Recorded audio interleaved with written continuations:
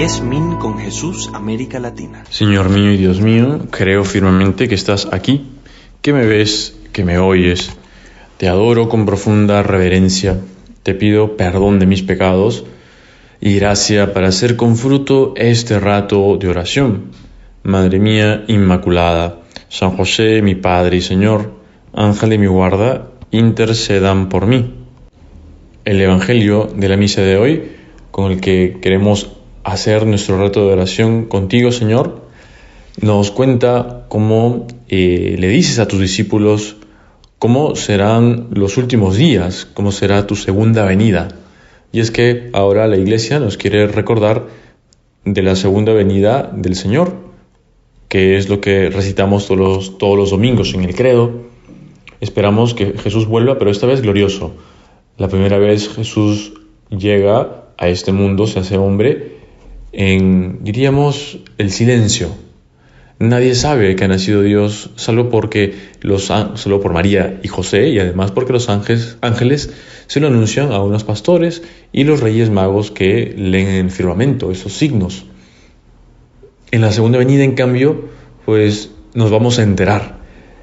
Y es así que dice el Señor: en aquellos días, después de la gran angustia, el sol se oscurecerá, la luna no dará su resplandor, las estrellas caerán del cielo, los astros se tambalearán. Entonces verán venir al Hijo del Hombre sobre las nubes con gran poder y gloria. Enviará a los ángeles y reunirá a sus elegidos de los cuatro vientos, desde el extremo de la tierra hasta el extremo del cielo. La escena que el Señor nos presenta es una escena estremecedora, que es digna de una película de Hollywood. Y es que después de ese tiempo en el que vivimos, el tiempo de la iglesia militante, pues vendrá el Hijo del Hombre, Jesucristo triunfante. Vemos, Señor, cómo te ofenden. A veces leo algunas noticias, por ejemplo, que dicen que se ha profanado una iglesia, se han robado la Eucaristía, han atacado a los cristianos, han atacado a tus pastores, y no pasa nada. Y eso es lo más penoso, que a los católicos, a los cristianos, nos dicen y nos hacen de todo y no pasa nada. Y a fin de cuentas te ofenden a ti, Señor. Pues llegará el momento en el cual Jesucristo vuelva glorioso, triunfante. Y para eso, en este mes de noviembre, en el que hemos celebrado la solemnidad de todos los santos, también la de los fieles difuntos, pues ahora, al final, ya casi de este mes, nos dirigimos a esa gran fiesta en la que veremos a Cristo como Rey del universo. Por eso, ahora en este domingo, leemos a Jesucristo que representa justamente o manifiesta a los cristianos ese camino que es la Iglesia, que es ser cristianos, que ese camino va acompañado por la cruz. Los cristianos tenemos el signo de la cruz. Los sufrimientos de los cristianos son también ese camino que nos lleva hacia la gloria del Hijo del Hombre. Y ayúdanos, Señor, a no olvidarnos de esto. Esto lo hacía recordar el Papa Francisco a los cardenales de la curia romana al día siguiente de haber sido elegido Papa. Les decía que si predicamos un Cristo sin cruz, pues la Iglesia se convierte en una ONG. Pues esto que se lo decía el Papa a los cardenales, también lo podemos aplicar a nosotros. Pensar que para ser santos no debamos esforzarnos, que no debamos llevar la cruz de Cristo. El Señor en 2 ocasiones habló de su venida triunfal. En una ocasión lo hace en la casa de Caifás y les dijo a los presentes: verán al Hijo del Hombre sentado a la diestra del poder y venir sobre las nubes. En esta ocasión, el Señor habla de un momento más remoto y dice que al final de la historia, los que vivan verán al Hijo del Hombre. Por tanto, parece que lo que Jesús dice señala dos momentos distintos. Un momento es el momento de su resurrección, es la gloria de la resurrección. Y en cambio, en el otro caso, es la venida triunfante, con gloria, con poder. Pues en ambos casos evoca esa imagen del Hijo del Hombre que leeremos en la misa, o que hemos leído, perdón, en la misa, sobre el profeta Daniel. Habla de un Hijo del Hombre. Pues, por otro lado, encontramos unas señales que nos recuerdan justamente ese juicio de Dios, esa angustia también que se va a dar, cómo los astros van a caer. Pues no nos lo imaginamos, Señor, y no quisiéramos estar allí. Y como, desde luego, pues no debemos esperar esos momentos, esos cataclismos, pues es ahora cuando tú y yo podemos esforzarnos para vivir bien nuestra fe, cristianamente y heroicamente, en una vida cotidiana, ordinaria. Pues así, viviendo de ese modo, como lo han hecho los santos, podremos estar preparados para ver a Cristo. Por eso, San Agustín, cuando comentaba la segunda venida de Jesucristo, decía: veo que esto se puede entender de dos maneras.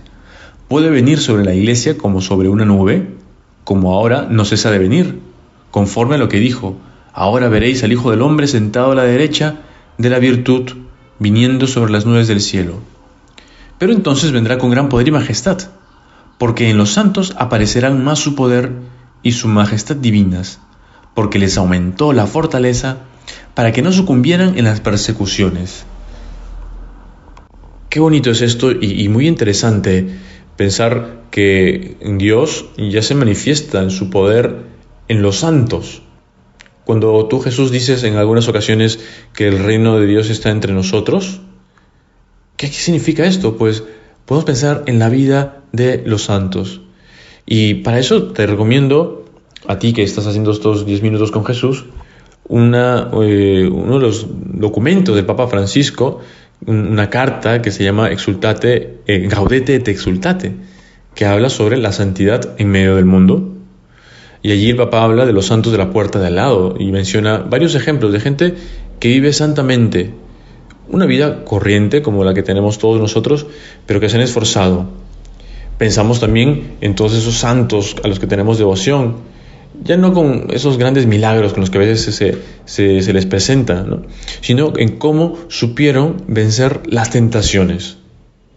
Esa tentación, por ejemplo, de la flojera, de no ponerse a estudiar, a trabajar cuando corresponde, en no vivir esa caridad con las personas que tenían alrededor, cuando a lo mejor estaban más cansados, y en vez de dejarse llevar por el mal genio, el disgusto, el cansancio, pues sonreían o volvían a la carga para tener un detalle de servicio con alguien.